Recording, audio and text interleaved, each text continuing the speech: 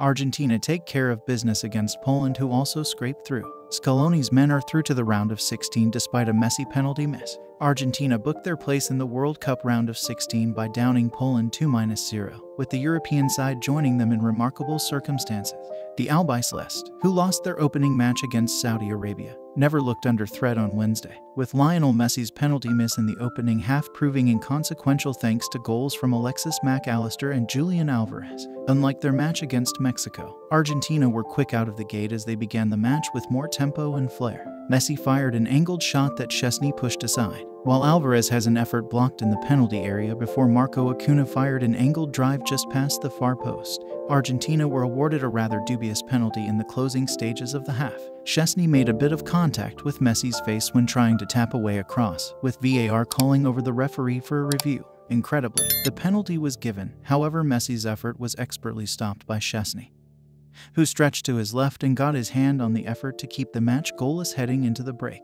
Unfortunately for Poland, there was nothing Szczesny could do to deny Argentina from taking the lead moments after the restart. Nahil Molina's cross found Mac Allister in space, and his scuffed shot dribbled into the far bottom corner to open his international account for the Albiceleste. Mac Allister almost had a second only for his low shot to be stopped by Szczesny, but it didn't take long for Argentina to double their advantage, Julian Alvarez firing into the far corner of the net with a brilliant finish from inside the box. The goal all but secured Argentina's place as group winners, but increased the pressure on Poland, who now found themselves level on goal difference and goals scored with Mexico for second.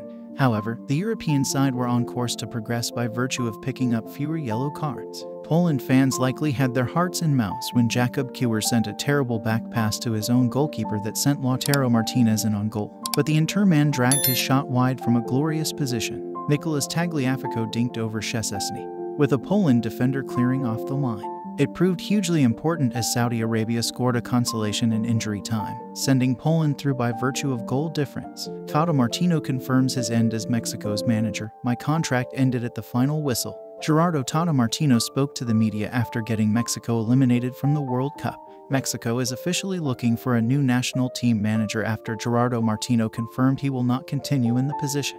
However, there are certain nuances we need to address after listening to the Argentine manager's words. First of all, Martino doesn't try to do what other managers did in the past when their Mexican national team contract was about to end. For example, Juan Carlos Osorio didn't talk about ending his road as national team manager after the 2018 World Cup despite being eliminated in the round of 60.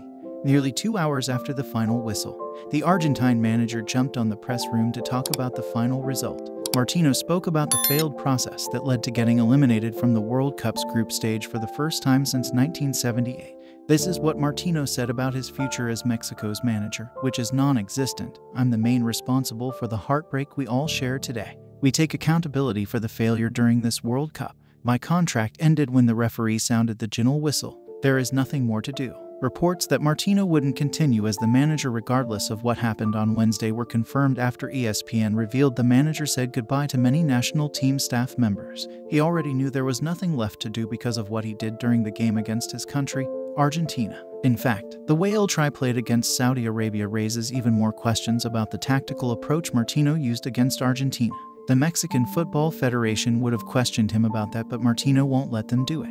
The Mexican national team is returning to the country between Saturday and Sunday. It's still unknown if Martino will be part of that expedition. Now that Martino won't continue, it's time for the FMF to begin searching for the next man that will take on the hot seat. Judging on how the two previous managers did, looking for a Mexican-born manager could be the best option to begin the new process ahead of the 2026 World Cup. Keep in mind that Mexico won't play qualifiers because they are going to organize the next tournament with Canada and the United States, who should be Mexico's next coach.